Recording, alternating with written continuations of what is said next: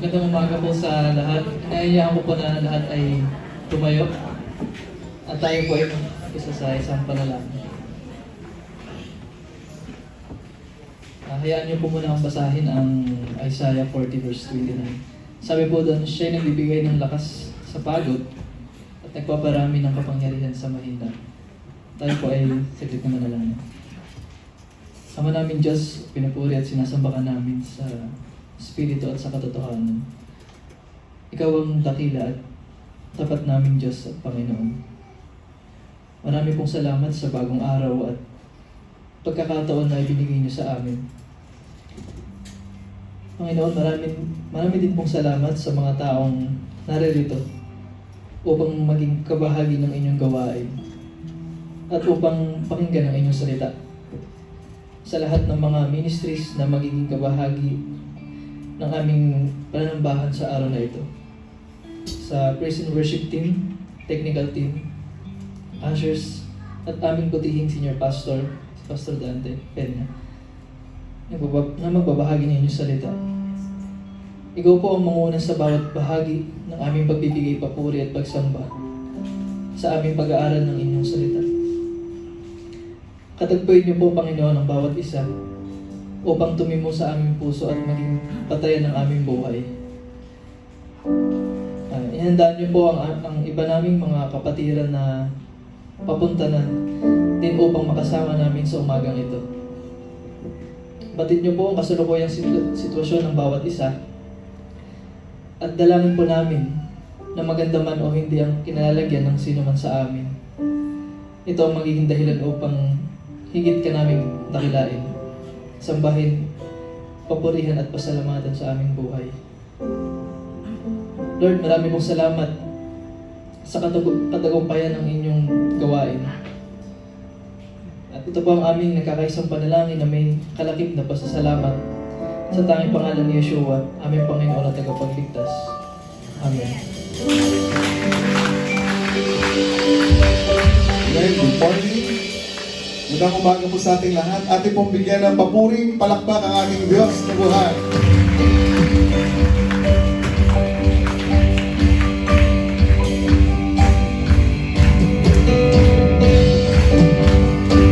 Amen.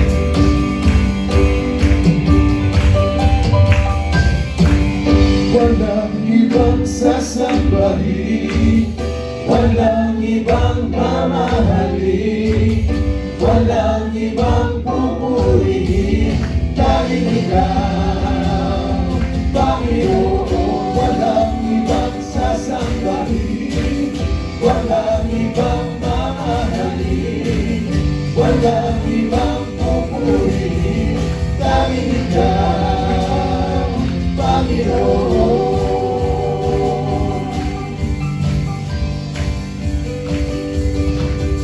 Walang ibang makahigit sa'yo, O Diyos. Sa puso ay tanging ikaw ang pupurihin ko. Walang ibang sasambahin, walang ibang mamahalin, walang ibang pupurihin, dahil ikaw, Panginoon. Walang ibang sasambahin, walang ibang mamahalin, walang ibang pupurihin, dahil ikaw, Panginoon.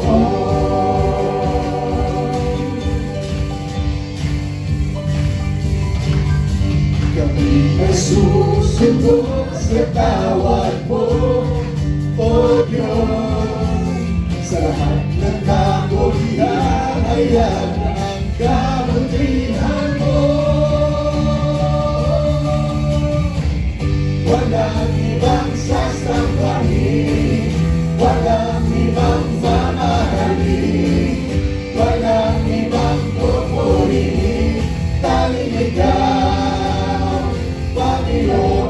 Walang ibang sasambahin, walang ibang mamahalin, walang ibang pupurihin,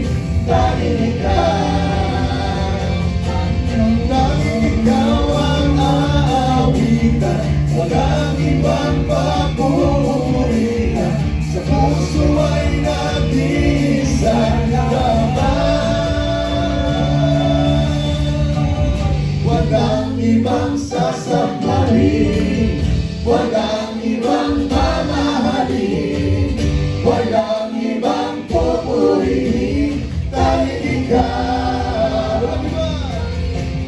Walang ibang sasampaling, walang ibang mamahalin, walang ibang pupurihin, tanging ikaw, Panginoon. Tanging ikaw, Panginoon. Tanging ikaw, Panginoon. Sumigaw sa galak, ang lahat ng nilalang. Purihin ang Diyos na may kagalakan. Sumigaw sa galak, ang lahat ng nilalang. Purihin ang Diyos na may kagalakan. Wagas na papuri sa Kanya ibigay. Purihin siya, awitan siya, luwalhatin siya.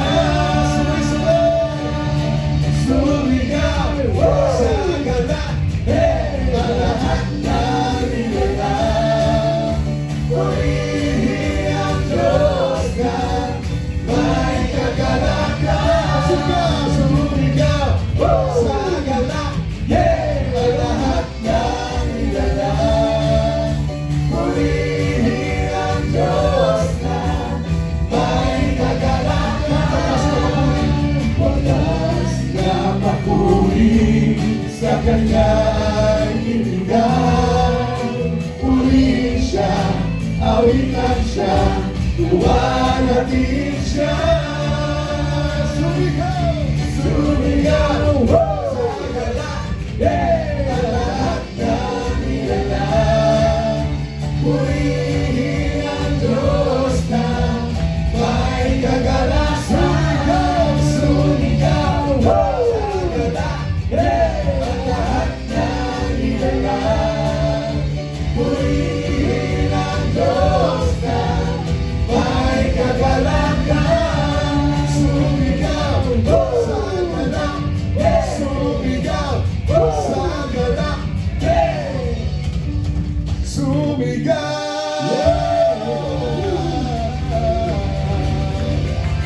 Tayo sumigaw, purihin at awitan ng ating Diyos na buhay. Hallelujah. Hallelujah.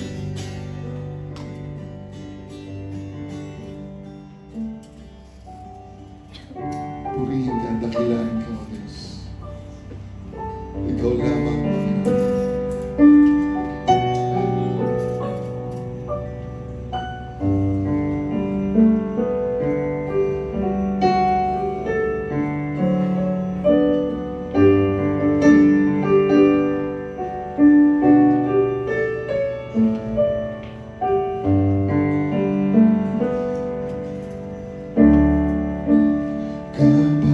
Kapayapaan nagmumula sa'yo.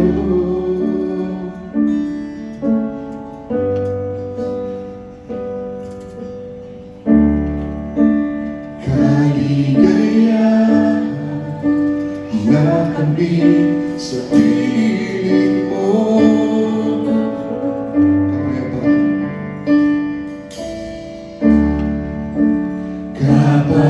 Kapayapaan nagmumula sa'yo.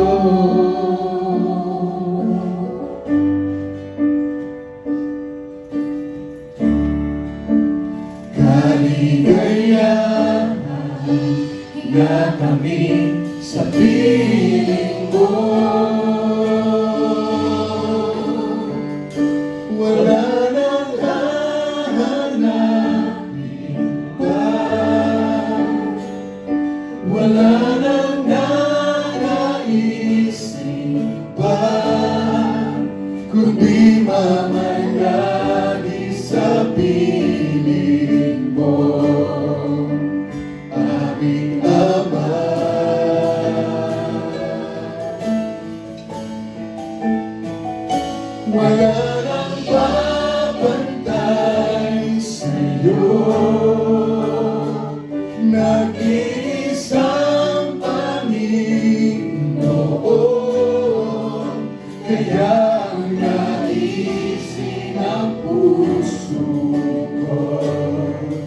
sa piling mo.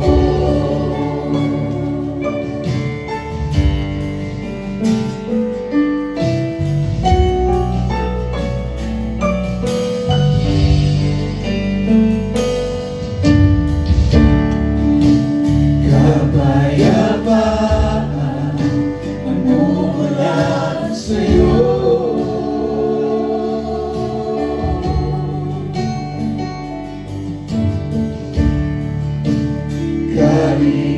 Kaligayahan na kami sa piling mo.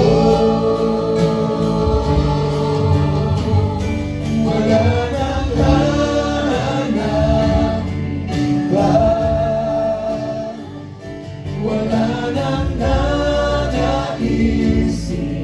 pa, kundi mamalagi sa piling mo, aming Ama, aming Ama. Wala nang papantay sa'yo.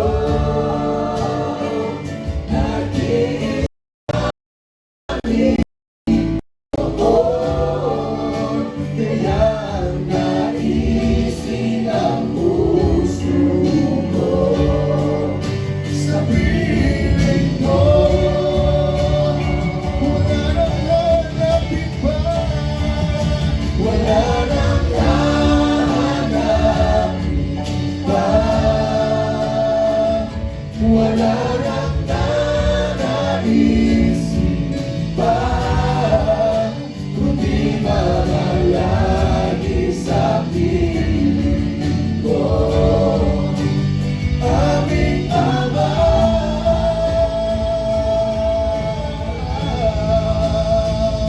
Wala nang papantay sa'yo, nag-iisang Panginoon. Kaya ang naisin ang puso ko sa piling mo.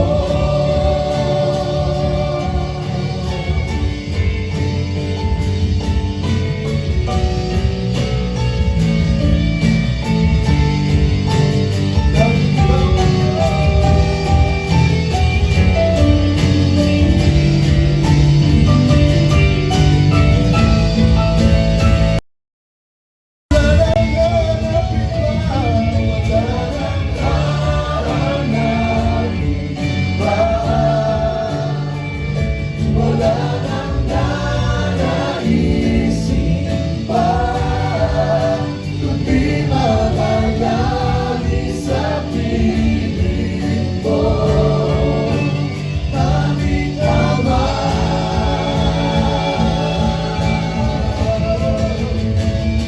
Wala nang papantay sa'yo, nag-iisang Panginoon.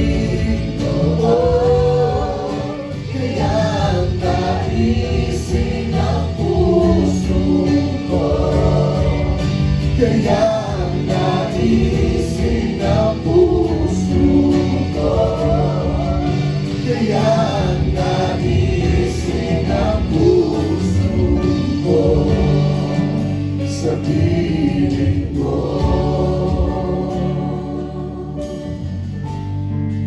sa piling mo.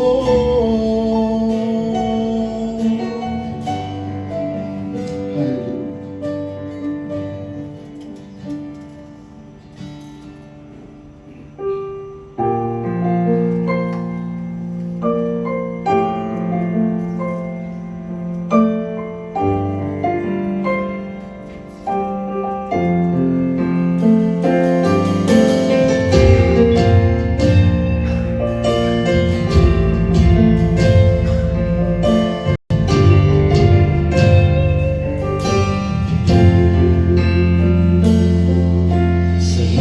sa dakila mong pag-ibig. Salamat sa pagyakap mo Ama, ang presensya mo ang ninanais ko. Ang puso ko ay para lang sa'yo. Nararapat ka sa puri, luwalhati at pagsamba. Jesus, ika'y dakilain, magpakailanman. Nararapat ka sa papuri, luwalhati at pagsamba. Itataas ang ngalan mo, Ama.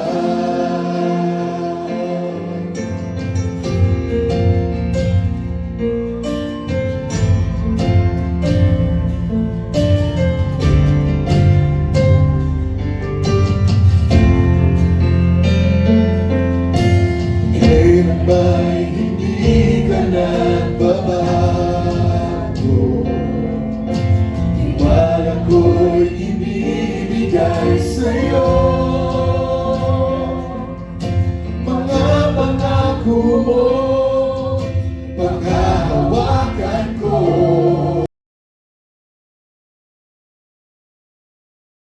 Isang halip,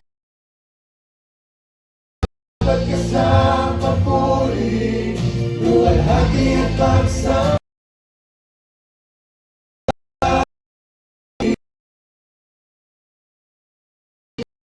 Magpakailan, luwalhati at pagsama.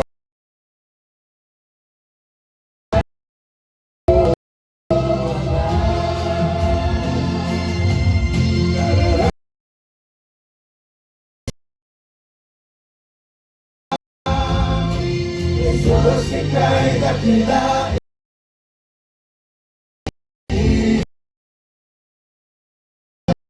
sa papuri, luwalhati at pagsamba. Itataas ang ngalan mo, Ama.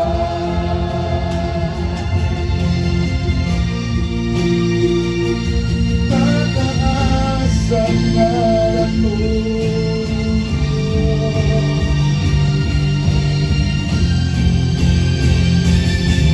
Ang iyong nilikha'y luluhod sa'yo. Tataas ang ngalan mo. Bawat labi ay magpupuri. Jesus, dakila ka.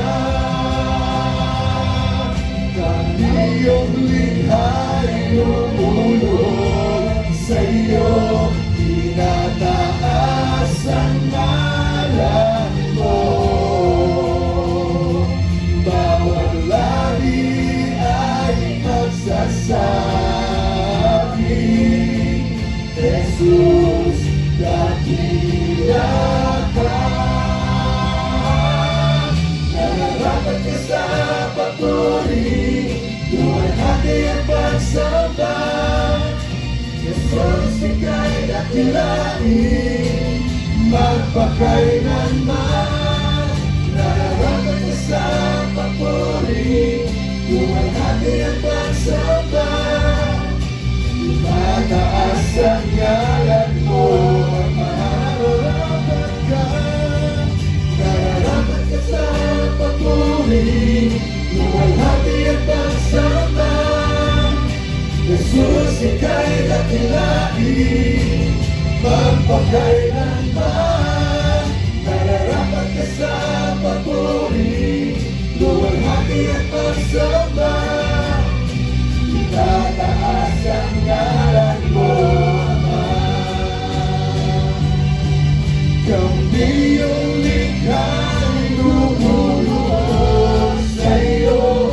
Tinataas ang ngalan mo. Bawat labi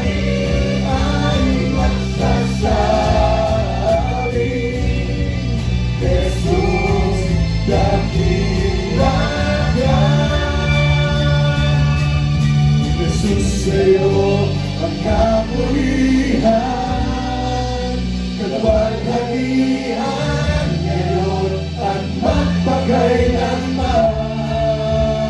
Jesus sa'yo, Jesus sa'yo ang karangalan, kapangyarihan ngayon at magpakailanman. Pupurihin ka sa awit, itataas ang aming tinig, itatanghal sa buhay ko'y tanging ikaw, O Diyos. Hindi pa sa kalangitan ang iyong kalwalhatian, kadakilan mo'y di mapapantayan. Pupurihin ka sa awit, itataas ang aking tinig, itatanghal sa buhay ko, tanging ikaw, O Diyos. Hindi pa sa kalangitan ang iyong kalwalhatian, kadakilan mo'y di mapapantayan. Kadakilan mo'y di mapapantayan. Kadakilan mo'y di mapapantayan. Jesus,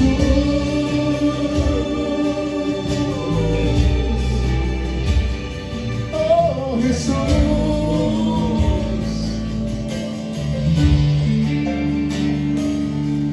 Nararapat ka sa papuri, luwalhati at pagsamba. Jesus, ika'y dakilain, magpakailanman. Nararapat ka sa papuri, luwalhati at pagsamba. Itataas ang ngalan mo, Ama.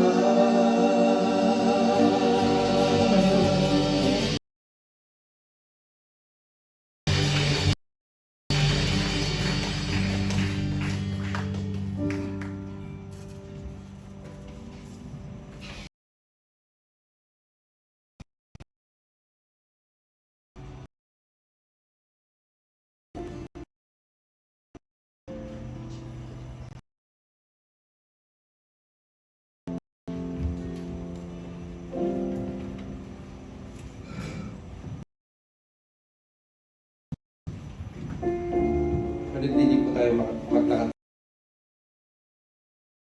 Panginoong Yeshua,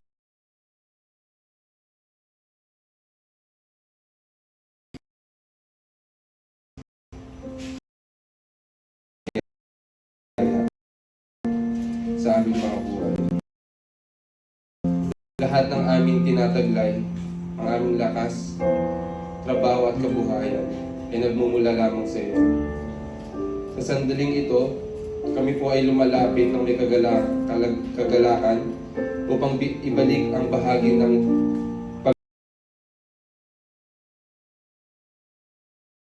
pagbibigay bilang tanda ng aming pagsasalamat, pagmamahal at buong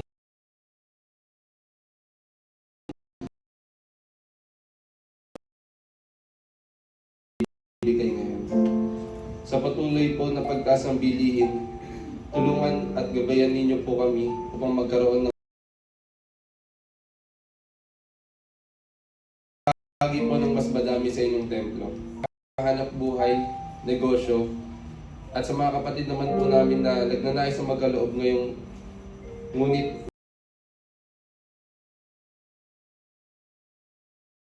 para sa kanila upang sa mga susunod na pagkakataon ay makabahagi rin sila. Panginoon, dalangin din po namin ang mga malilikom na handog na ito ay magamit ng wasto para sa pagpapalawak ng inyong kaharian, sa pagpapalago ng aming simbahan at pagtulong sa aming kapwa. Kasama rin po sa aming panalangin ang service na ito. Tulungan ninyo po kaming maging bukas ang aming mga puso at isipan sa mga salita at aral na aming maririnig. Kasama na din po yung pastor na si Pastor at gabay sa pagbabahagi ng inyong banal na espiritu at salita at sa kanyang pangunguna sa aming simbahan. Pagpalain at ingatan mo rin po ang kanyang buong pamilya. At lahat ng ito ay aming sinasama at ninadalangin sa iyo, Yeshua, aming Panginoong Jesus. Amen.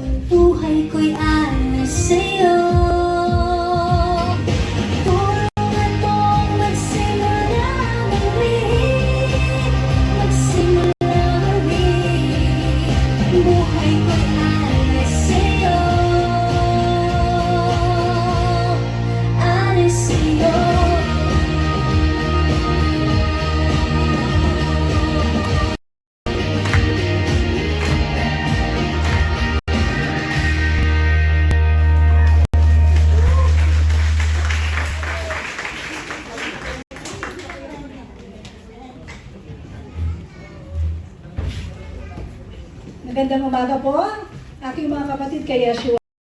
Kami po ni Ate Naida, lahat ng mga core, ay narito po.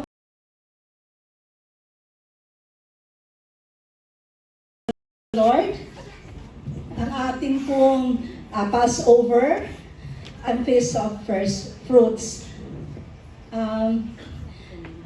Ito po ay gaganapin sa April 3 ang Passover.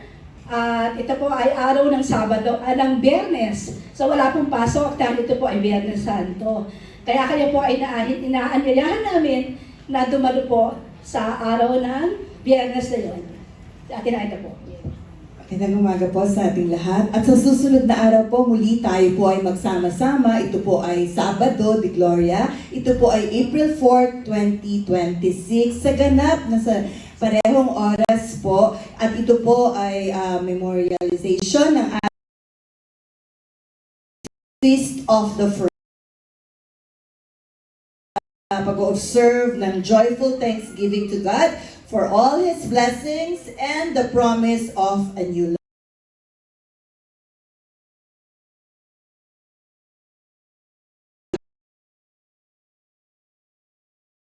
Sa araw na yon. Amen. So, maaari po kayo mag-register sa ating po mga ushers kay Ate Jean. At gayon din po para po sa mga karagdagang detalye, kayo po ay papaalalahanan o ibibigay sa inyong mensahe ito ng inyong po mga LOL COP na facilitators. Kaya nga po, dumalo po tayo with our hearts na ready to worship God. Kailan po?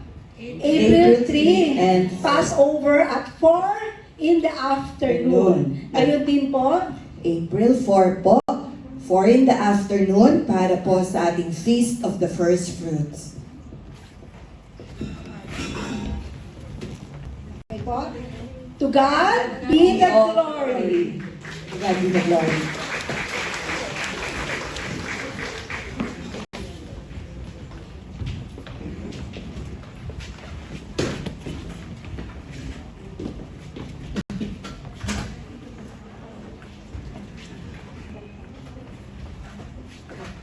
Ate Lucille, mahalaga yung carpet na yan, lumilipad kasi yan eh.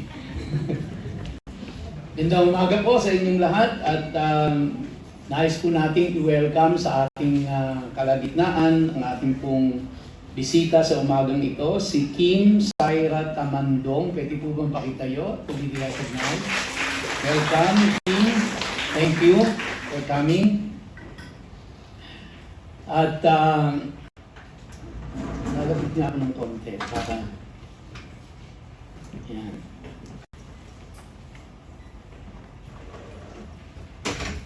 Tayo po ay saglit na yumuko at manalangin.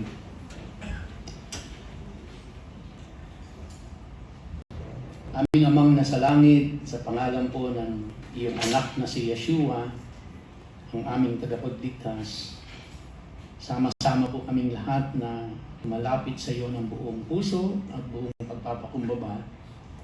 At sa mga oras pong ito ay aming hinihiling na bigyan mo kami ng kaliwanagan sa iyong mga salita at sapat na karunungan upang ito ay aming maintindihan.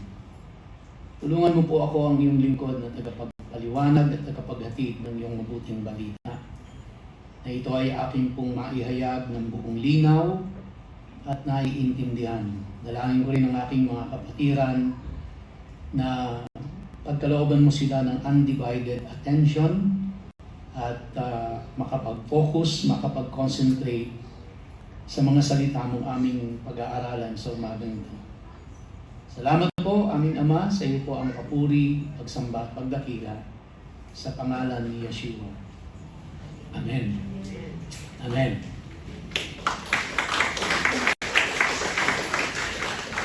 Ang ating pong tatalakayin sa umagang ito ay mula sa Leviticus bilang pagpapatuloy ng ating pag-aaral sa aklat ng Torah. At tayo po ay nasa ika-21 kabanata na at ito ang ikalawang bahagi. Babalikan po natin yung nakaraan nating pag-aaral sa chapter 21, part 1 kasi 2 Sundays na ang lumipas at maaaring kailangang i-refresh natin yung ating memories doon po sa mga nakaraang tinalakay natin. Una po sa lahat, ang aklat ng Leviticus ay naghahayag ito ng passion ng Diyos. At ano ba ang passion ng Diyos? Yung pong holy worship. Kaya makikita natin sa aklat ng Leviticus ay tinalakay dito kung ano ang pagsambang katanggap-tanggap sa Diyos. At syempre, nandoon din po ang kanyang passion for holy people. No? Kaya sabi niya po doon sa Leviticus 19 verse 2, "You shall be holy, for I, the Lord your God, am holy." So siya ang standard ng ating holiness. At siya ang nagdidiman na tayo ay maging holy, maging banal, dahil siya ay banal. At habang tayo po ay lumalapit sa Diyos, nagdidiman po ito, hindi lang nagre-require.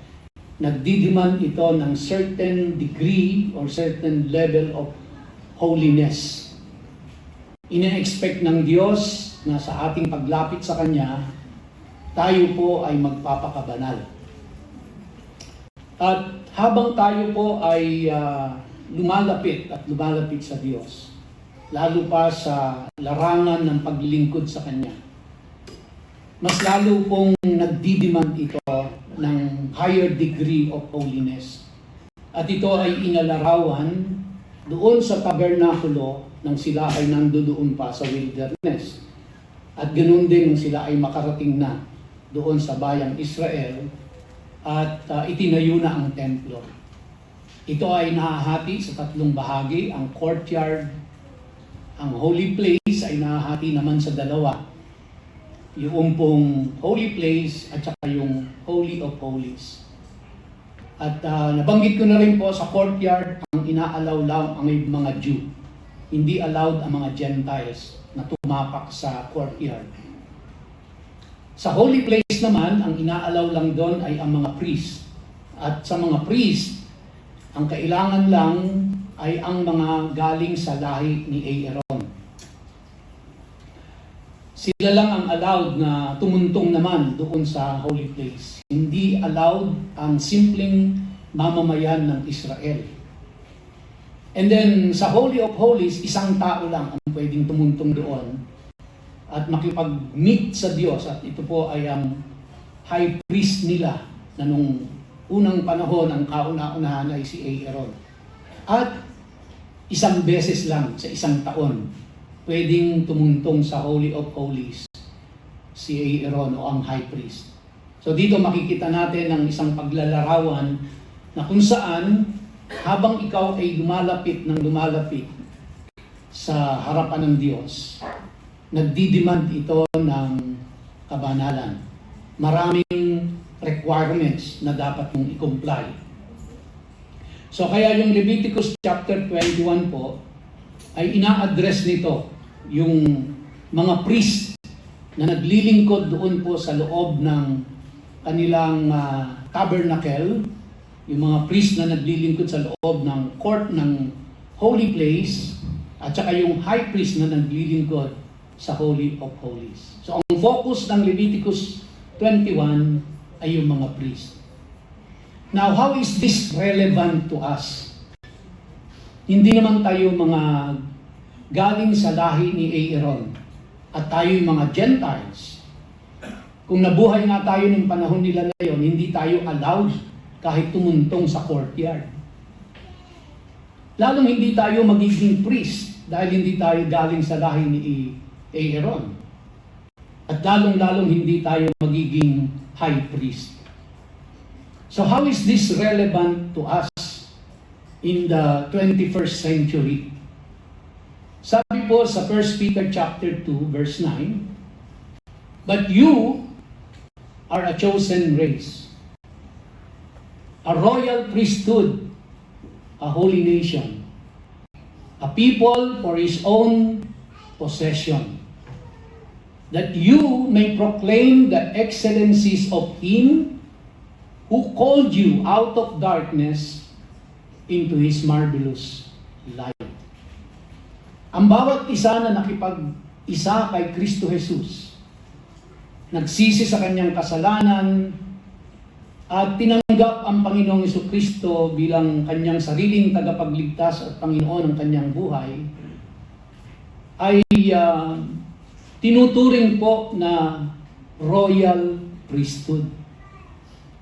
So bagamat hindi po tayo magiging physically, ay magiging mga priest tayo ng Israel, at lalong hindi tayo magiging high priest, pero kung tayo po ay nakipag-isa kay Kristo Jesus, itinuturing po tayo na royal priesthood, a holy nation, a people for His own possession. That you and I may proclaim the excellencies of God, who called us out of darkness into His marvelous light. So simply saying, spiritually speaking, lahat po tayo ay priest in the eyes of God. Lahat po tayo na nakipag-isa kay Kristo ay itinuturing na priest ng Diyos. So ibig sabihin, applicable po sa atin ang requirement na ito, na dahil tayo yung mga priest, spiritually speaking, before God, it is required of us yung holiness na hinihingi ng Diyos. Now, pakinggan niyo po akong maigi dahil hanggang dulo nito, and God willing, matapos ko po ito, makikita niyo po talaga dito kung ano ang relevance nito. No? Bagamat pinag-uusapan natin is the priest and the high priest of Israel, but you will see later how relevant it is sa atin ngayon. At ang dalangin ko sa Diyos na after this preaching, tayo po na naglilingkod sa Diyos ay mananatiling maglilingkod sa Kanya, hindi magkukwit, at lalo pang magiging masighi ang ating paglilingkod sa Kanya. At kung tayo naman po ay hindi pa naglilingkod, meaning to say, uma-attend lang tayo, wala tayong any participation in God's ministry, naway humamon ito sa inyo, ang mapapakinggan nyo ngayong umaga. Balikan lang ho natin kung ano yung mga principle na natutunan natin last Sunday. Unang-una, bilang tao, kahit yung mga priest at high priest, dumadanas po sila ng kalungkutan, bunga o dulot ng pagkamatay ng isang mahal sa buhay. Wala na po sigurong pinakamasakit na mararamdaman ng isang tao, kundi ang siya'y mawalan ng isang minamahal sa buhay. Death is real, hindi ho natin maitatanggihan. But it must not dominate those who serve the living God. Ibig sabihin, hindi dapat mangibabaw ang kalungkutan sa pagkawala ng isang minamahal sa buhay sa paglilingkod sa Diyos. Hindi po masamang malungkot, magdalamhati. Natural yon sa atin. No? Kahit si Jesus, umiyak nang namatay si Lazarus. Pero hindi po dapat ito ang mangibabaw sa atin. At itigil na natin ang lahat dahil namatay lang ang isang mahal natin sa buhay. At ang isang bilin ng Diyos sa kanila, ang pagluluksa, katulad ng hindi mananampalataya, ay hindi pinahihintulutan ng Diyos. Kung paano man nagluluksa ang hindi mananampalataya noon, ay ipinagbawal ng Diyos na gayahin ito ng mga mananampalataya. God's people must not express sorrow like pagans. Hindi tayo mga pagano. Kaya't hindi tayo dapat naghahayag ng ating kalungkutan katulad ng mga hindi mananampalataya na walang pinanghahawakang pag-asa. Hindi tayo dapat kakitaan na parang wala ng pag-asa pagkatapos na merong nangyaring hindi maganda sa ating buhay. Meron tayong Diyos at meron tayong masasandigan at maaasahan sa oras ng ating matinding kalungkutan, sa oras ng matindi nating pangangailangan. And at the same time, we minister to them, to the unclean, to the unbelievers. But we don't minister with the unclean. Meaning, we don't compromise. Hindi tayo nakikisang-ayon sa kanila. Tayo po ay nagmi-ministeryo sa kanila, pero hindi tayo nakikisang-ayon sa ginagawa nila. Lalo pa nga ito ay makasalanan gawa. Ang mga spiritual leaders po must model gospel hope in the face of death. Pinagmamasdan, inoobserbahan, tinitingnan tayo ng mga hindi mananampalataya kung paano tayo nagbibehave kapag may nawalang mahal natin sa buhay. Kapag tayo ay nakaranas ng kabiguan, paano sitwasyon? Pinagmamasdan po tayo. It's either ng mga kamag-anak natin, kapitbahay natin, kaibigan natin, kaopisina, kaklase, kakilala. Tinitingnan nila kung paano natin hinahandle kapag dumadating ang mga kalungkutan at kapighatian at kasawian sa buhay. Kaya ang pagbiministeryo po sa mga taong hindi pa nakakakilala sa Panginoon ay nagre-require ng sacrifice ng ating mga personal freedoms. Ibig sabihin, kailangan matutunan nating kontrolin ang ating mga sarili upang makita nila na kahit sa gitna ng kalungkutan at kapighatian, ang isang Kristiyano ay matatag pa rin naninindigan. At ang paninindigan na ito ay hindi nagmumula sa kanyang sariling lakas, kundi nakikita nila dahil siya ay may Diyos na pinananampalatayanan. Mahalaga din po, hindi lang yung magpahayag ang isang mananampalataya ng kanyang pag-asa sa gitna ng kalungkutan, kundi dapat mismo ang kanyang sariling tahanan ay kinakikitaan nito.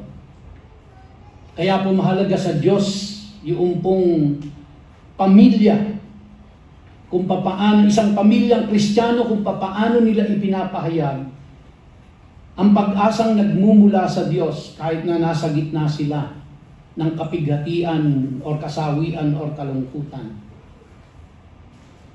Priests are forbidden from morally compromised marriages. Kaya po napakahigpit ng Diyos na ang isang priest ay hindi pwedeng mag-asawa ng hindi virgin. Hindi pwedeng mag-asawa ng isang prostitute. Pinagbawal ng Diyos ito sa kanila. Mamaya magugulat pa kayo kung ano yung pinagbawal ng Diyos sa kanila. Tandaan niyo po, habang pinag-aaralan natin ito, hindi tayo magiging physical priest katulad nila, pero we are all spiritual priests. And that, privilege ay nakamtan natin dahil sa ating pakipag-ugnayan kay Kristo Jesus. Take note of that. No? Please remember that. Underline that. Dahil kakambyo tayo diyan pagdating sa dulo. Kaya po ina-expect lalo na sa high priest na mas mayroon siyang higher standard of living. Dahil siya lang ang inaalaw ng Diyos na makapasok sa kabanal-banalang lugar minsan sa isang taon. At hindi pa maghapon yun. Saglit lang yun, sandali lang yun. Para i-meet lang ang Diyos. At makikita rin natin sa nakaraan nating pag-aaral na ang sexual sin defiles more than the individual. Hindi lang yung mismong taong nagkasala ng sexual ang nadi-defile, kundi po yung kanyang calling. Kaya kapag ikaw at ako na mananampalataya ay nakakumit ng sexual sin, Hindi lang yung pagkatao natin ang nayurakan. Mas higit na nayurakan ang pagkatawag ng Diyos sa iyo at sa akin. Ganun siya kahalaga. Kaya, let's keep watch na huwag ho tayong makakumit ng sexual sin. Kaya't mahigpit itong ipinagbawal ng Diyos sa mga priest na naglilingkod sa Kanya. Mahalaga rin ang isang tahanan, mga kapatid, lalong-lalo na sa mga magulang at mga anak.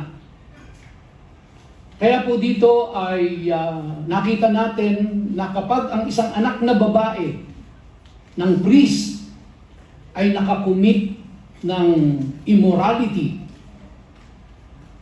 iginagawad sa kanya ang pinakamahigpit na parusa. At yun po ay ang parusa ng kamatayan sa pamamagitan ng pagsunog ng buhay sa kanya. Kaya napakabigat din ng responsibilidad ng isang tatay na priest sa loob ng tahanan na pangalagaan niya ang kanyang mga anak kung paano niya ito palalakihin upang pagdating ng araw ay huwag silang makakumit ng sexual immorality. Dahil yuyurakan ng anak na babae ang kanyang tatay na priest, ang dangal nito kapag ito ay kanyang ginawa. Kaya ang iginagawad na kaparusahan na itinakda ng Diyos sa mga anak na babaeng nakakumit ng sexual immorality ay kamatayan sa pamamagitan ng pagsunog sa kanya ng buhay. Dahil hindi niya lang dinungisan ang kanyang sariling dangal at ang dangal ng kanyang tatay bilang priest, kundi kanya rin pong dinifile, niyurakan ang dangal ng pagkatawag ng kanyang tatay sa pagiging priest. Ganong kahigpit ang Diyos, no? And a man unfaithful at home cannot faithfully represent God in worship. Ibig sabihin, ang priest, ang mga naglilingkod sa templo ay mahigpit na pinagbabawalang makakumit ng sexual immorality. Dahil kapag hindi siya naging faithful sa kanyang sariling asawa at sa kanyang mga anak, then it goes without saying, he is not also faithful with God. So God's leaders must be above reproach. Bigat, no? Ang isang priest, ang isang lingkod ng Diyos ay dapat walang nakikitang kapintasan. Sino po ba dito walang kapintasan? Lahat tayo meron. Kaya mamaya, tingnan nyo ako maigi dahil kakambyo tayo sa dulo nito. So, spiritual leadership is validated or discredited at home. Madali pong magkunwaring banal sa harapan ng maraming kapatiran. Pero ang tunay na subukan na kung siya ay maayos ay sa loob ng tahanan. Kung paano niya tatratuhin ang kanyang asawa at kung paano niya tatratuhin ang kanyang mga anak. Sabi po sa Leviticus 21:9, and the daughter of any priest, if she profanes herself by warring or by engaging in sexual immorality, profanes her father, she shall be burned with fire. Now, hindi lamang po sa panahon ng kalungkutan at sa loob ng tahanan nagre-require ng certain degree of holiness ang Diyos. Kundi bilang lingkod ng Diyos, ang ating mismong pisikal na katawan ay dapat din pong pinangangalagaan. Ito po, sa Leviticus 21, verse 16 to 21. Kapag ikaw ay bulag, pag ikaw ay lame, meron kang deformity, meron kang disease meron kang imperfection sa katawan mo, you are no longer allowed to serve God. You are still allowed to fellowship, but to serve, you are disqualified. Kaya wala ho kayong makikitang priest noon sa kanila na bulag. Wala kayong makikitang priest na lumbo. Wala kayong makikitang priest na may deformity sa kanyang katawan. Yung malaki ulo, maliit ang mga kamay, o maliit ang mga paa, haba ng kamay. Dahil disqualified ka na.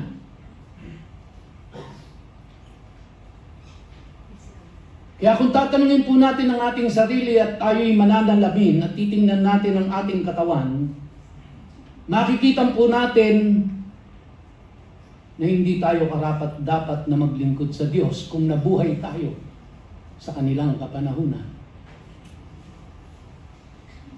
What this means, no?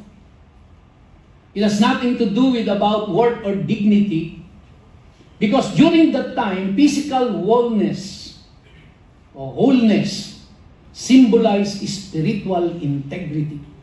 Ibig sabihin, kapag ikaw ay bulag ng time na yon, wala ka ng integridad para maglingkod.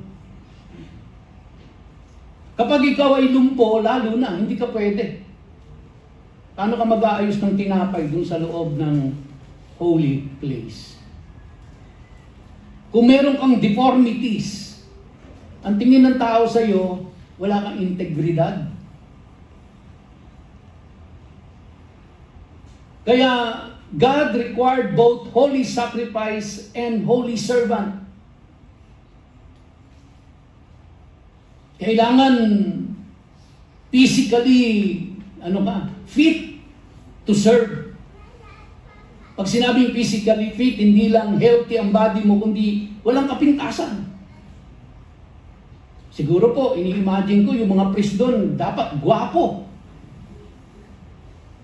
Pag yun ang nabatayan, yun ang unang naging batayan sa paglilingkod sa Diyos, unang-una na akong madidisqualify.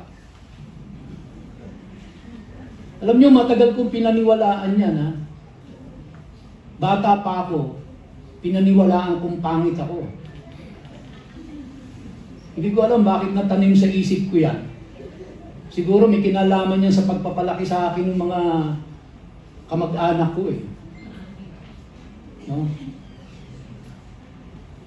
And God's holiness demands integrity, inside and out. Panloob at panlabas, dapat may integridad ang isang lingkod ng Diyos, ang isang priest. Sabi po sa Leviticus 21, tingnan niyo itong maigi. Verse 16. This is God's word. And the Lord spoke to Moses, the leader of Israel, saying, speak to Aaron, his brother, the high priest, the spiritual leader of Israel. None of your offspring, yung lahing susunod sa kanya, none of your offspring throughout their generations, who has a blemish, may kapintasan, may approach to offer the bread of his God. Sabi ng Diyos kay Moses, sabihin mo kay Aaron na sa buong henerasyon ng kanyang lahi, walang maglilingkod sa Diyos kung siya ay may kapintasan. Verse 18, for no one who has a blemish shall draw near. Ano yung mga blemishes na yon? A man blind or lame or one who has a mutilated face or a limb too long. Physical ho ito, ha? Physical. Kaya pag bulag ka noon, di ka na pwedeng maglingkod. Although, pwede ka pa rin makipag-fellowship. Pero yung maglingkod, you're not allowed anymore. No chance. Verse 19, or a man who has an injured foot or an injured hand. Naku, ako po yan pa, ako tagtad ng opera na to eh. Pati yung kamay ko. Sa totoo lang mo, ngayon, yung kaliwa kong kamay, nagmamanhid na eh. May deformity na ng dala ng katandaan. Tingnan niyo po yung kamay niyo, may kulubot na ba? Ha? Meron na, no? Diba? Tingnan niyo po yung paa niyo, yung kuko niyo kung bulok.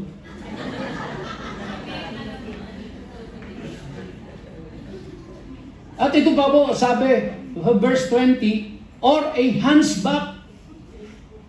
Kaya ang isang kuba hindi na pwedeng maglingkod sa Diyos. May deformity eh. Ano ba po? Or a dwarf. Naku, yung mga unano. Abay. Yung maliliit. Disqualified ka na. Ano pa? Or a man with a defect in his sight. Malabo mata, bulag. Or an itching disease. Kung may mga nangangati dyan sa katawan mo, meron kang kurikong. May galis-aso ka. Ang sabi dyan, no? Or scabs, or crushed testicles.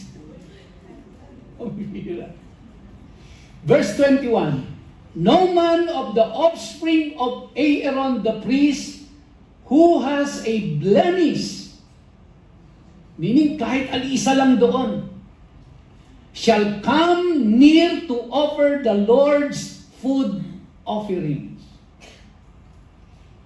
Nilumapit, hindi ka na allowed. Since he has a blemish, he shall not come near to offer the bread of his God.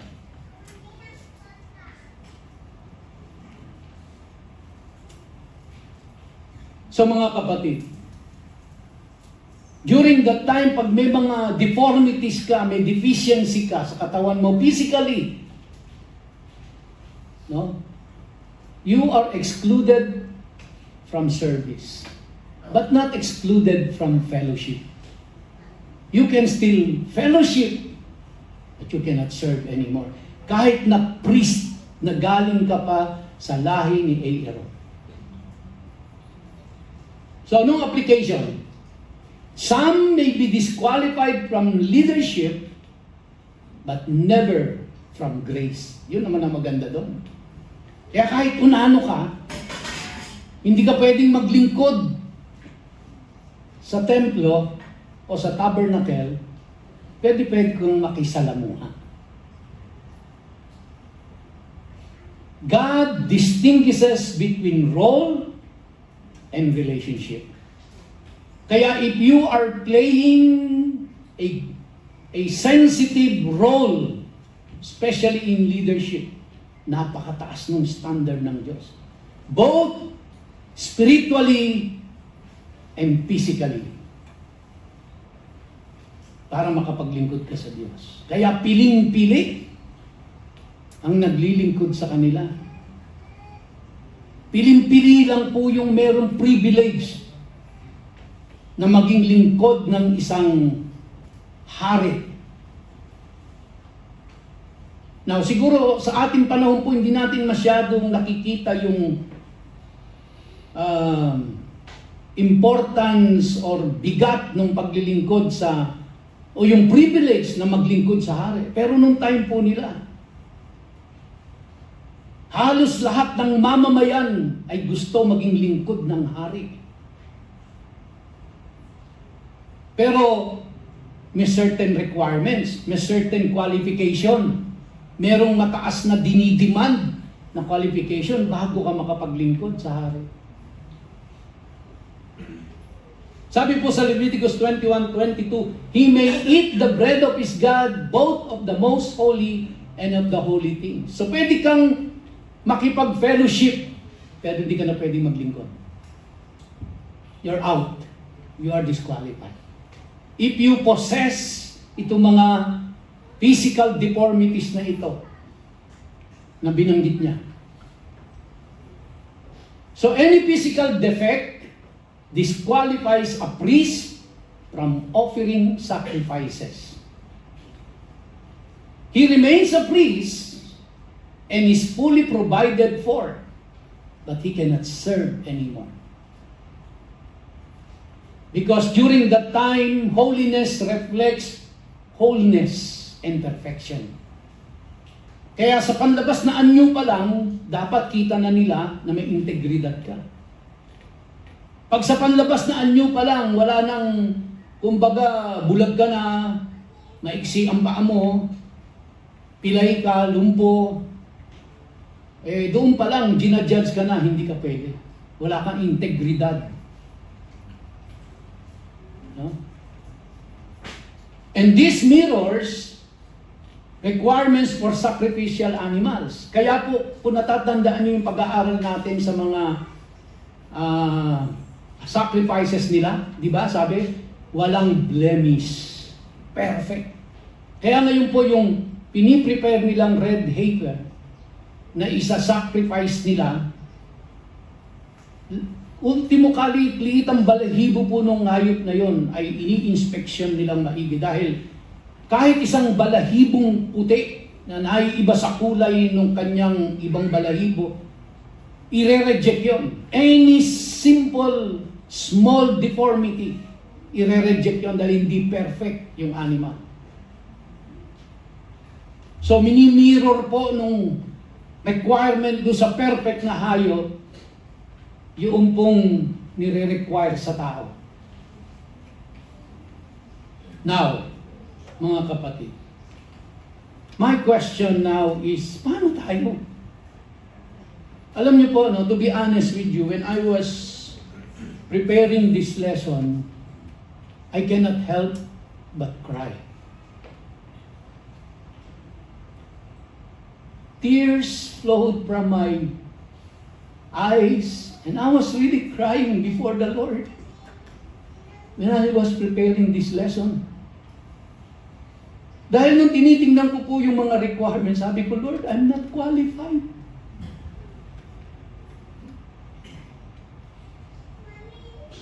And yet, you allowed me to serve you.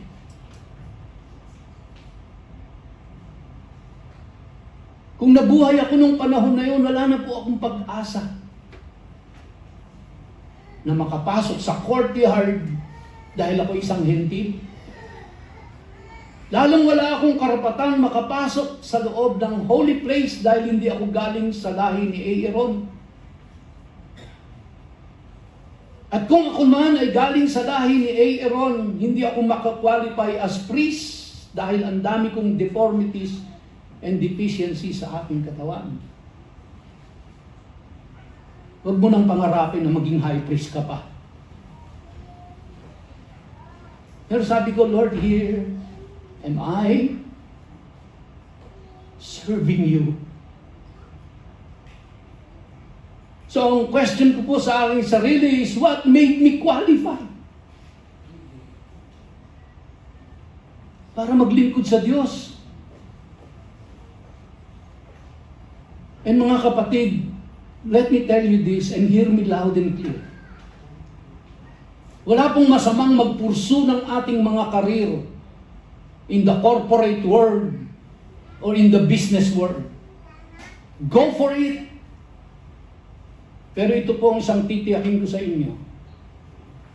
Wala na pong ibang pinakadakilang gagawin ka sa buhay mo kundi ang maglingkod sa Diyos.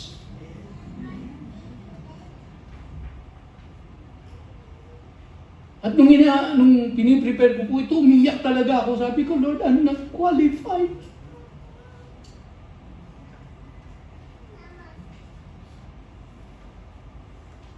I even deserve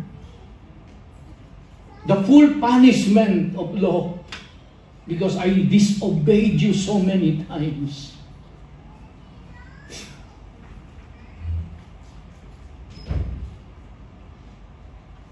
Sabi po sa 1 Peter 1:18, knowing that you were ransomed from the futile ways inherited from your forefathers, not with perishable things such as silver or gold, but with the precious blood of Christ, like that of a lamb without blemish or spot.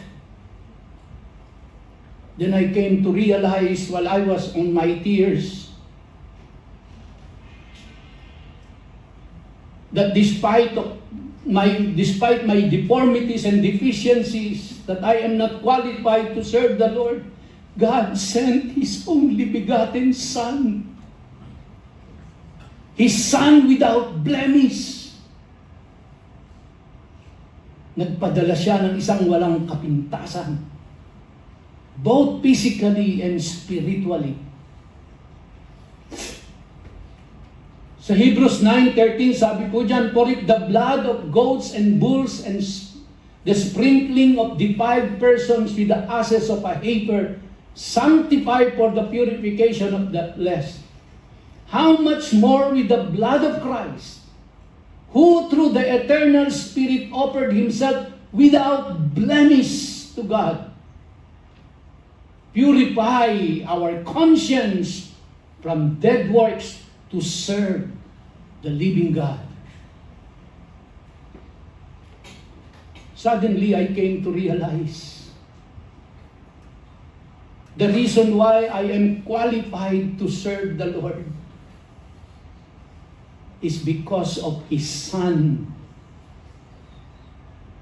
who has no blemish at all. Nare-realize niyo ba mga kapatid kung anong impact ng pakikipag-isa niyo kay Kristo? Nare-realize niyo ba kung ano ang nagbigay ng karapatan sa iyo at sa akin upang maglingkod sa Diyos sa kabila ng ating mga patong-patong na kapintasan, buo mula sa loob hanggang sa labas? Hindi lang naparito ang Panginoong Jesucristo para tayo ay iligtas at patawarin, kundi para tayo bigyan din ng puwang sa paglilingkod sa Diyos ng mga Diyos at Hari ng mga hari. Kung hindi dahil sa Kanya, wala ni isa man sa atin dito ang may karapatang maglingkod sa Diyos. Kaya kung naglilingkod ka sa Diyos, it is a privilege na ibinigay ng Diyos sa iyo. Kaya pag-igihin mo. Dahil hindi lahat ng tao ay nabibigyan ng ganyang pribilehiyo. Dahil kung tutuusin, kaibigan, kapatid, disqualified ka na, antimano. Wala ka ng karapatang maglingkod sa Diyos. Pwede kang pinaka-successful na negosyante sa balat ng lupa, pinakamagaling sa larangan ng iyong pinasok, nagtagumpay ka sa lahat ng larangan sa buhay mo. Pero kung yun lang ang ginawa mo, lahat lang maiiwan lang dito. Dahil ang mananatili lang hanggang sa kabilang buhay ay ang paglilingkod na ginawa mo sa Diyos. Kaya kung hindi ka pa naglilingkod sa Diyos,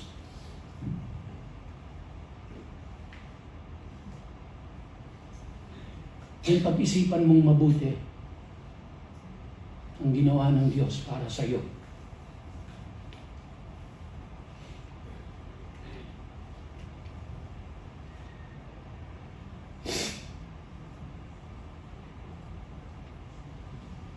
Marahil katulad ko rin po, na ito rin ang inyong tanong sa inyong mga sarili, Lord, sino ako para maglingkod sa Diyos? Hindi ko kaya. Ang dami kong kapintasan, ang dami kong kapalpakan na ginawa sa buhay ko. Hindi ako matapang, mahiyain ako. Hindi ako marunong magsalita. Sabi po ng 2 Corinthians 12:9, but He said to me, listen, ito ang sinasabi ng Diyos sa iyo, my grace is sufficient for you. Supisyente, hindi kulang. Ang grace ng Diyos sa iyo. For my power, not your power. Sabi ng Diyos,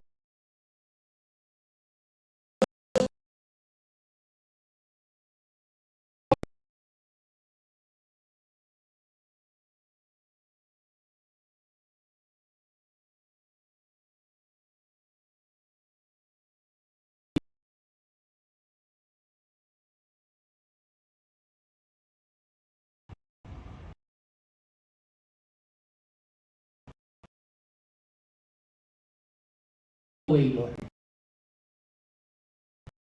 I am weak. I have all these deficiencies in life. Pero sabi ni Lord, my grace is sufficient. Hindi kahit kailanman kukulangin yan. At ang sabi niya, for my power. You rely on my power, not on your weaknesses. For my power is made perfect in your weakness. Therefore, I will boast all the more gladly of my weaknesses, Paul said. Na-realize ni Paul eh. Then hindi ko gagawing excuse yung weaknesses ko para hindi ako mag-serve kay Lord. Ipagyayabang ko pa ito. Dahil ang makikita sa akin ay ang grasya ng Diyos at ang kapangyarihan niya. At siya ang mapaparangalan, siya ang maitataas at hindi ako. Therefore, I will boast all the more gladly of my weaknesses, so that the power of Christ may rest upon me.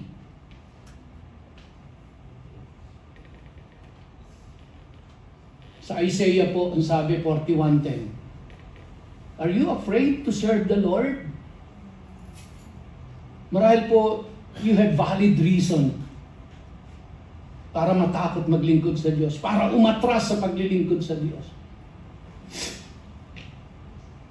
Alam niyo po, nung pinag-aaralan ko ito, kung tumigil ako doon sa requirement sa mga priest, bukas na bukas din magre-resign na ako dahil hindi ako qualified.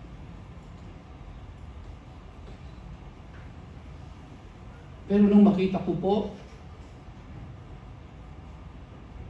na merong isang walang blemish, walang kapintasan, walang deformities, walang kakulangan, both spiritually and physically, na naghandog ng kanyang buhay para akuin ang lahat ng aking kasalanan at kahinaan at kapintasan, at ako'y patawarin sa lahat ng aking kasalanan. Nagbigay ito sa akin ng katwiran upang lalo pang ibayuhin ang paglilingkod sa Kanya. Dahil siya lamang ang nagbigay ng karapatan sa akin. Alisin mo si Jesus, wala na akong karapatan. Sabi ng Diyos, fear not. Bakit? Bakit hindi ka dapat matakot na maglingkod sa Diyos? For I am with you. Sinungaling ba ang Diyos? Pag sinabi niyang I am with you? Magsisinungaling ba ang Diyos? Pag ipinangako niyang I am with you, at ang sabi niya, be not dismayed. For I am your God. Ito po ang maganda. Tatlong bagay ang sinabi ng Diyos. I will strengthen you. Sabi ng Diyos, I will strengthen you. Kailangan mo lang humakbang. Mag-step forward and say, Lord, despite my fear, my deformities, my deficiencies, I will serve you. Maglilingkod ako sa iyo. Yan sabi ng Diyos, fear not. Sasamahan kita, hindi kita iiwanan dyan. I will be your God. And because I am your God, I will strengthen you. Palalakasin kita. Mentally, physically, spiritually, emotionally, and if necessary, financially. And sabi ng Diyos, I will help you. If nobody will, I will help you. And then, I will uphold you with my righteous right hand. Bagamat ito'y binigay ng Diyos kay Isaiah upang magpahayag ng salita ng Diyos. Si Isaiah man mayroon ding takot, may alinlangan. Pero sabi ng Diyos sa kanya, fear not. I am with you. I am your God. I will strengthen you. I will help you. And I will uphold you. Ano pang gusto mo?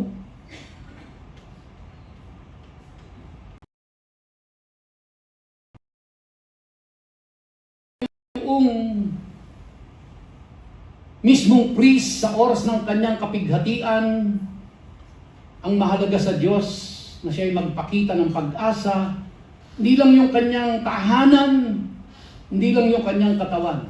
Ito pa po, yung kongregasyon na kanyang kinabibilangan.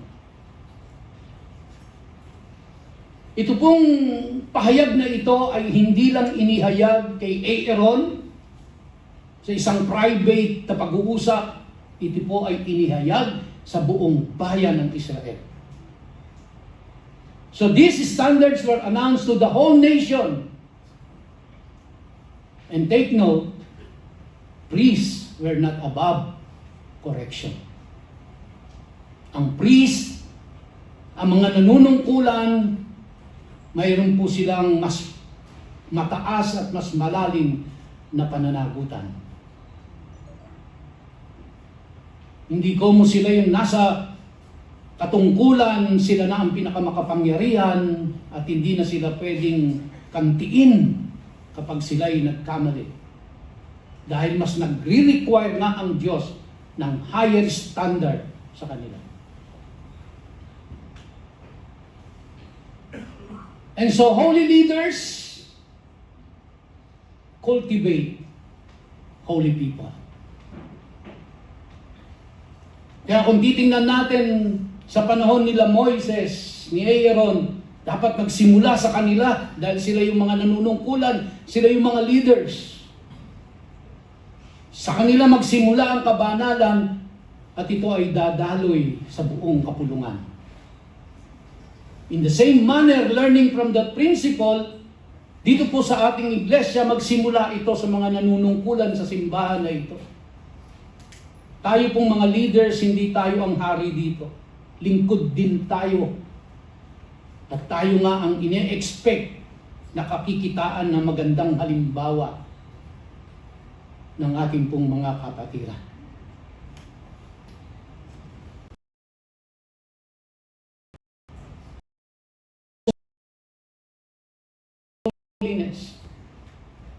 That is what you can do to maintain that level of required or demanded holiness. The leaders must be in perfect holiness with God. And they can do that with the support of the congregation. Kaya tulungan mo tayo.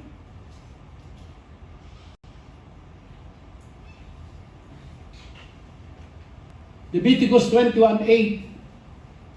You shall sanctify him, the priest, for he offers the bread of your God. This is God's commandment to the people of Israel. You shall sanctify him. He shall be holy to you, for I, the Lord, who sanctify you, am holy. Help your leaders to be holy. May participation po kayo. So Moses spoke to Aaron and to his sons and to all the people of Israel. Elders are accountable. Leaders, they lead by example. Churches must pray for and encourage their leaders. We need encouragement from you. And I really thank God na dito po sa congregation na ito, we receive so many encouragement. Thank you so much. Ito po ang Panginoong Jesucristo. He is the perfect high priest. Perfectly holy where all others fail. He entered once for all behind the veil. Ever lives to intercede for his people. Jesus at his throne praying for us, interceding for us. It guarantees a future with no death, no defilement, no disfigurement in the future.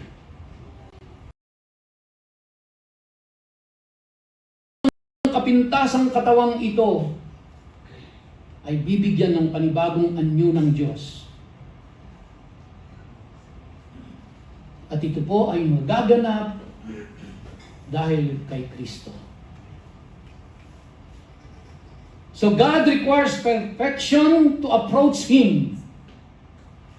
At yung requirement na perfection na yon ay na-accomplish ng Panginoong Jesucristo.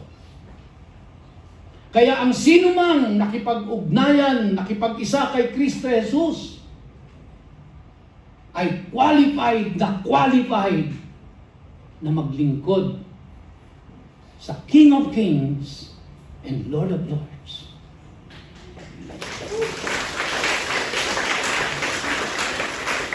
So who made you, not what? Who made you qualified? Sa Diyos. Hindi dahil sa talino mo, hindi dahil sa lakas mo, hindi dahil sa itsura mo, hindi dahil sa kayamanan mo, hindi dahil sa pinag-aralan mo. Ang lahat ng ito ay ginagamit ng Diyos para makapaglingkod ka sa Kanya, pero siya ang nag-qualify sa iyo para makapaglingkod ka.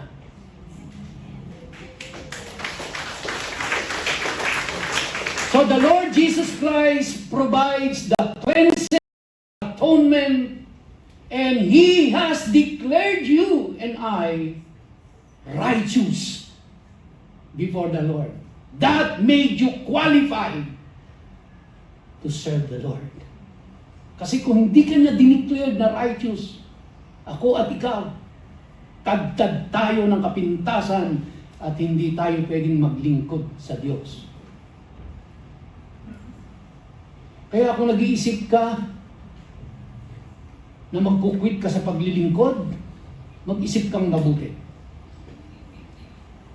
Kung ikaw naman ay hindi pa naglilingkod sa Diyos,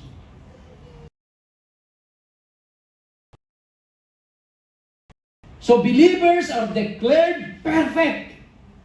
Not inherently perfect, but we were declared perfect because Jesus Christ is perfect.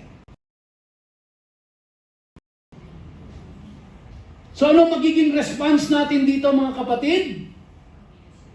Gratitude.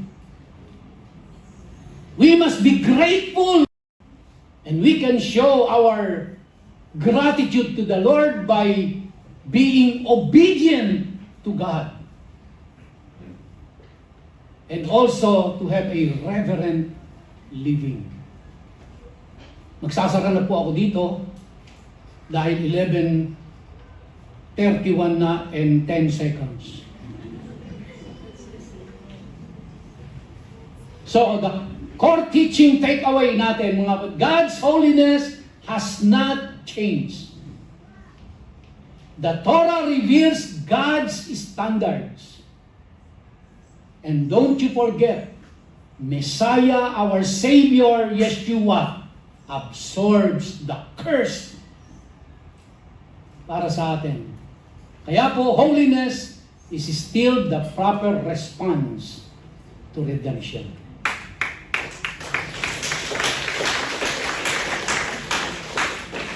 In conclusion, for 2 seconds, God desires a holy people led by holy servants, redeemed by a holy Savior. So therefore, we are now a kingdom of priests. So in grief, in the home, in the body, and in the church, we are called to be holy. And God said, "Be holy, for I am holy." Tayo po tayong lahat. Let us sing to the Lord before we close in prayer.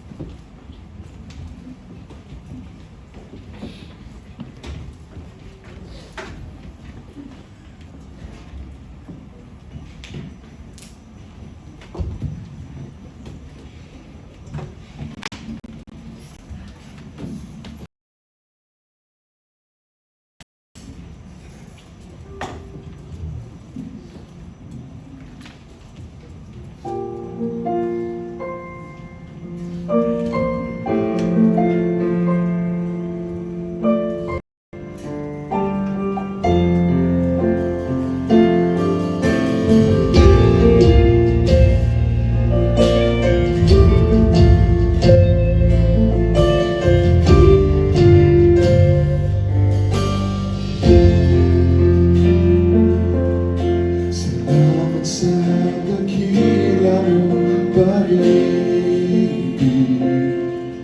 Salamat sa pagyaman mo, Ama.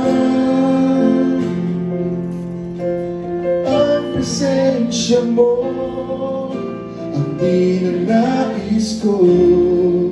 Ang puso ko ay para lang sa'yo. Nararapat ka sa papuri, luwalhati at pagsamba. Jesus, ika'y dakilain, magpakailanman. Nararapat ka sa papuri, luwalhati at pagsamba.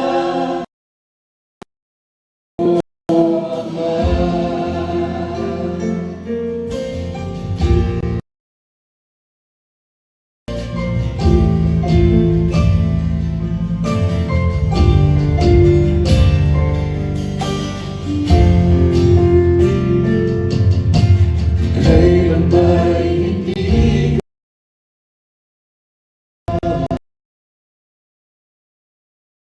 ko'y ibibigay sa'yo mga pangako mo, ang hahawakan ko, mababalagi sa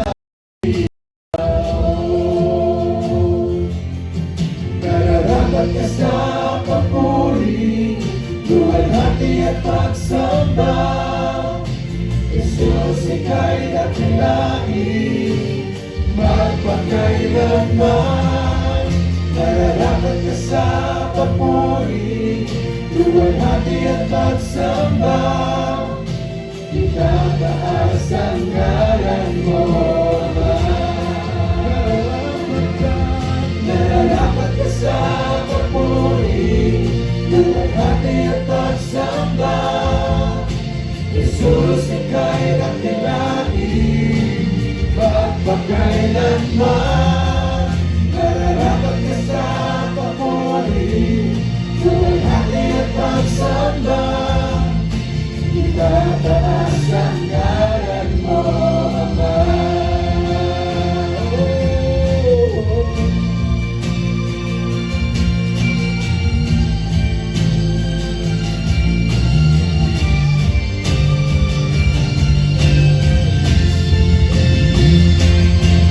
Ang iyong ika'y luluhod sa iyo, itataas ang ngalan mo. Bawat lahi ay magsamburi. Jesus, dakila ka. Kami yung likha'y lumuhod sa iyo, itataas ang ngalan mo. Bawat lahi ay nagsasabi, Jesus, dakila ka. Nararapat ka sa papuri, luwalhati at pagsamba. Jesus, ika'y dakilain, magpakailanman. Nararapat ka sa papuri, luwalhati at pagsamba. Itataas ang ngalan mo, Ama. Nararapat ka sa papuri, luwalhati at pagsamba. Jesus, ika'y dakilain, magpakailanman. Nararapat ka sa papuri, luwalhati at pagsamba. Itataas ang ngalan mo, Ama. Ng iyong likha'y lumuhod sa iyo, itataas ang ngalan mo. Bawat lahi ay nagsasabi, Jesus, dakila ka. Kami yung likha'y lumuluhod sa iyo, itataas ang ngalan mo. Bawat lahi ay nagsasabi, Jesus, dakila ka. Nararapat ka sa papuri, luwalhati at pagsamba. Jesus, ika'y dakilain, magpakailanman. Nararapat ka sa papuri, luwalhati at pagsamba. Itataas ang ngalan mo, Ama. Itataas ang ngalan mo, Ama. Itataas ang ngalan mo, Ama.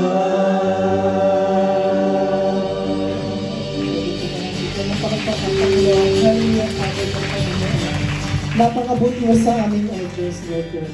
Maraming salamat, Panginoon, sa pag-ibig mo sa amin, Lord God. Sa kabila ng mga flaws, sa kalagit ng imperfections namin, Lord God. By your grace, O Lord, and by Jesus, O Lord God, you made us worthy again to serve you, O Lord God. And we are truly grateful, Lord, forever. Hallelujah, Father God. Panginoon, nawa ay hindi lang namin ito maipakita sa loob ng simbahan, Lord God. Pero paglabas ng simbahan ito, Lord God, patuloy, Lord God, na ang imahe mo, Lord God, ang makita sa amin ng buong mundo, Lord God. May spread namin, Lord God, kung gaano kakabuti sa bawat isa, Lord God. Hindi lamang dito, Panginoon, Lord God, sa aming work, sa aming school, Lord God, sa aming community, Lord God, makita ang kabutihan mo sa bawat isa. At Panginoon, maraming salamat rin po sa lahat ng mga tumayo, sa naglingkod, Lord God, sa lahat ng pumunta, Lord God, sa congregation, Lord God, sa music, sa technical, sa MM, maging ang buhay ni Pastor, Lord God, na naglaan ng oras, mapag-aralan ng inyong salita, O Lord God, at maibahagi sa amin ang iyong kabutihan. Panginoon, muli kami taus-pusong nagpapasalamat sa iyong pag-ibig, O Lord God. And ingatan niyo po ang bawat isa, Lord, sa pansamantalang paghiwa-hiwalay, Lord God, maging sa worship 101, maging ang pangalan niyo lamang ang madakila, ang magtaas sa aming buhay, O Lord God. At ito ang aming panalangin sa pangalan ni Jesus. Amen. So mga kapatid, wala na pong dahilan para hindi tayo maglingkod sa Diyos. Amen? Pagpalain po tayong lahat ng ating Panginoon. Tapos na po ang ating gawain. You are dismissed. God bless us all.